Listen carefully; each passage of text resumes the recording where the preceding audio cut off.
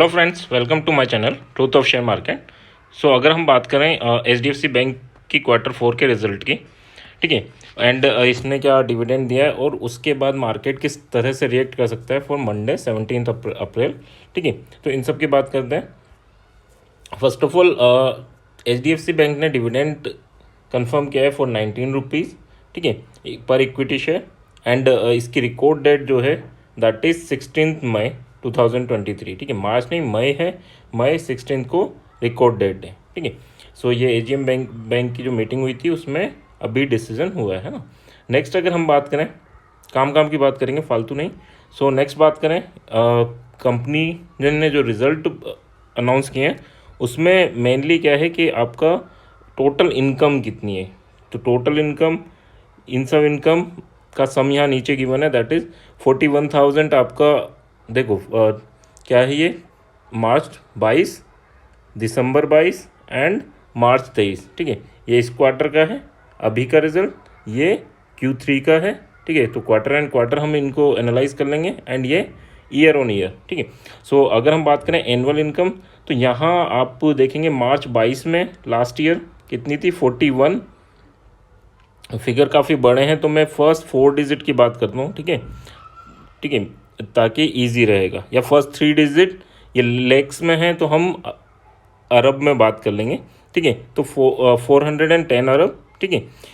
And अगर हम बात करें लास्ट क्वार्टर में कितनी थी, तो 512 अरब यहाँ पर थी। और इस क्वार्टर में कितनी आई है टोटल इनकम, तो 538 अरब यहाँ पर टोटल इनकम आई, ठीक है। अब नेक्स्ट इनकम के मामले में अगर हम देखें तो इनकम के मामले में 40 यानी 410 से 538, तो काफ़ी अच्छा जंप है।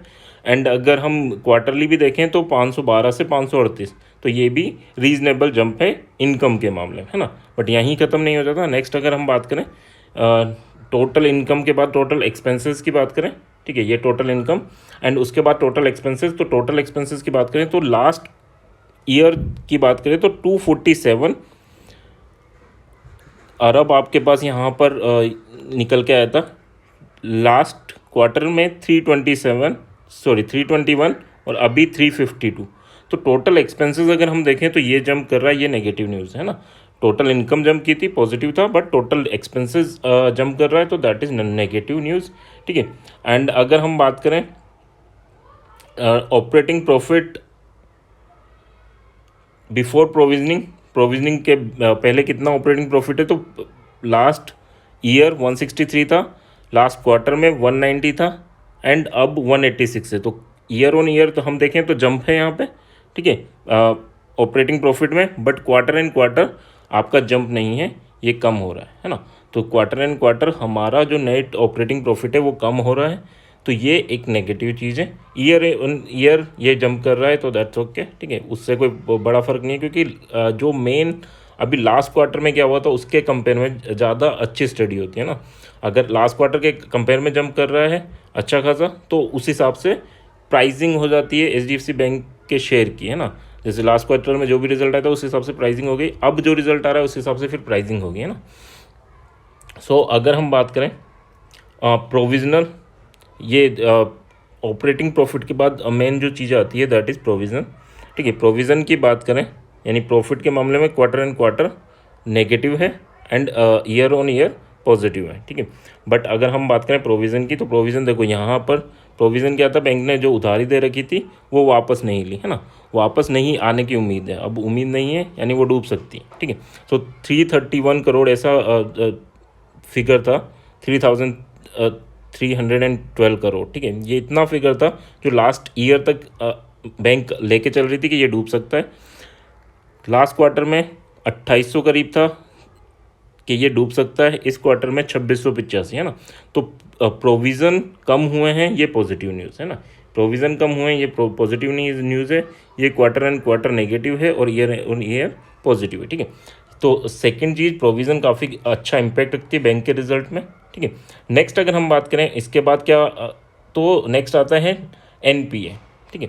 तो एनपीए भी अपना अच्छा खासा इम्पैक्ट रखता है। बट उससे पहले कि प्रोविज़न और ये सारी चीज़ों को हटाकर अगर हम नेट प्रॉफिट की बात करें, तो नेट प्रॉफिट देखो यहाँ पर नेट प्रॉफिट क्या है, तो यहाँ पर आपका था 100, ठीक है, 100 के अराउंड था, यहाँ 122, यहाँ 120, यानी ईयर ऑन ईयर अगर प्रोविज़न वगैरह ये हटा के भी हम देखें तो ईयर ऑन ईयर जंप है, बट क्वार्टर एंड क्वार्टर हम लॉस में हैं, ठीक है, यानी लॉस में नहीं है इन द सेंस कि जो पिछली क्वार्टर में नेट प्रॉफिट था उससे कम है, ठीक है।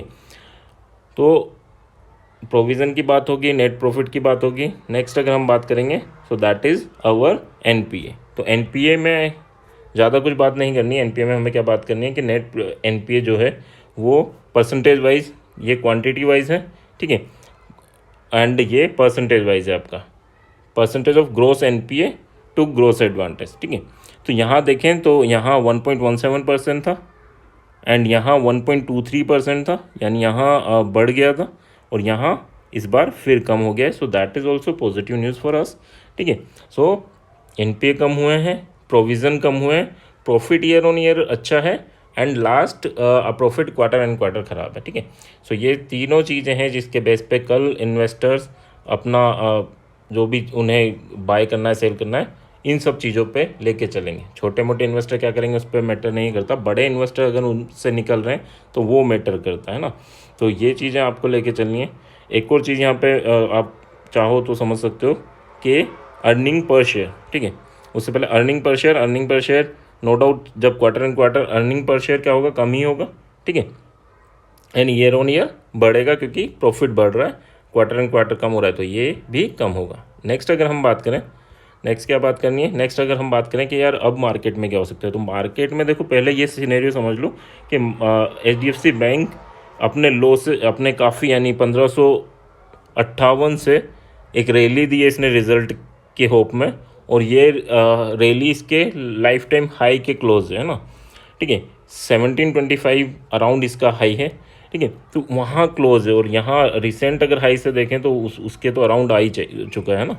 तो अगर ये कल के सेशन में इसके ऊपर 30 मिनट सर्वाइव करता है, ये ज़रूर याद रखना, 30 मिनट सर्वाइव करता है तो एचडीएफसी बैंक फिर जर्नी कर सकता है अबाउट 30 मिनट सर्वाइव करे, और फिर नेक्स्ट कैंडल यानी 15 मिनट की 3 कैंडल आपको देखनी होगी, 15 मिनट की 2 कैंडल इसके ऊपर सर्वाइव करें और तीसरी कैंडल बुलिश हो जाए, तो आपकी ये जर्नी 1811 तक की साइड जाएगी, है ना, उस साइड जा सकती है। एंड अगर ये ऊपर जाए, नीचे आए और यहाँ सर्वाइव करने लग जाए 30 मिनट और नेगेटिव सिनेरियो बनाए, तो हमारे प्रॉफिट बुकिंग स्टार्ट होगी एंड 1580 के लेवल हमें दिख सकते हैं। अब ये क्या है, यहाँ से लोग बाग खरीद रहे थे कि इसका रिजल्ट अच्छा ही है, सब कुछ अच्छा आने वाला है, और अब क्या है, शायद आपको न्यूज़ में ये दिखाया दिया जाए कि हाँ बहुत अच्छा रिजल्ट आया है ना, या बहुत ख़राब आया, जो भी दिखाया जाए, है ना। बट क्या होता है कि बड़े प्लेयर इस मौके का वेट करते हैं कि हाँ लोग जो सोचें उसका अपोजिट हम कर रहे हैं, है ना, ताकि क्योंकि उनकी क्वांटिटी बड़ी होती है। अगर मार्केट में अगर ये न्यूज़ हो जाए कि हाँ बहुत अच्छा रिजल्ट है, बाय करना है, तो रिटेलर्स बाय करने लग जाएंगे और बड़े प्लेयर्स अपना माल निकाल पाएंगे, है ना। तो वो भी क्या करेंगे कि हाँ यार इसके ऊपर ले चलो, इसके लाइफ टाइम हाई को ब्रेक कर दो, ताकि यहाँ पर रिटेलर सोचेगा अब तो सब कुछ सही है, अब बाय कर लें, और फिर उसके बाद आपको होता है ना फेक ब्रेकआउट होते हैं रिजल्ट वाले के नेक्स्ट डे, ये अधिकतर होते हैं फेक ब्रेकआउट, है ना। तो थोड़ा सा संभल के चलना, है ना, थोड़ा पेशेंस रखना, एंड उसके बाद आपको ट्रेड इनिशिएट करना। 17 अप्रैल की अगर हम बात करें तो उसके लिए कुछ लेवल्स हैं, ठीक है, इनको अगर आप चाहो तो देख लेना, इस लेवल के हिसाब से ये स्टॉप लॉस लगा के, है ना, ज़्यादा बड़े स्टॉप लॉस नहीं, छोटे छोटे स्टॉप लॉस के साथ अपने जो भी प्रॉफिट हैं उन्हें आप कोशिश करना बढ़ाने की, है ना, छोटे छोटे स्टॉप लॉस को इंक्रीज़ करके। So that's for today. मेरा नंबर और टेलीग्राम ग्रुप की आईडी मैं डिस्क्रिप्शन में छोड़ दूंगा, अगर आप चाहें तो ज्वाइन कर सकते हैं। Thank you.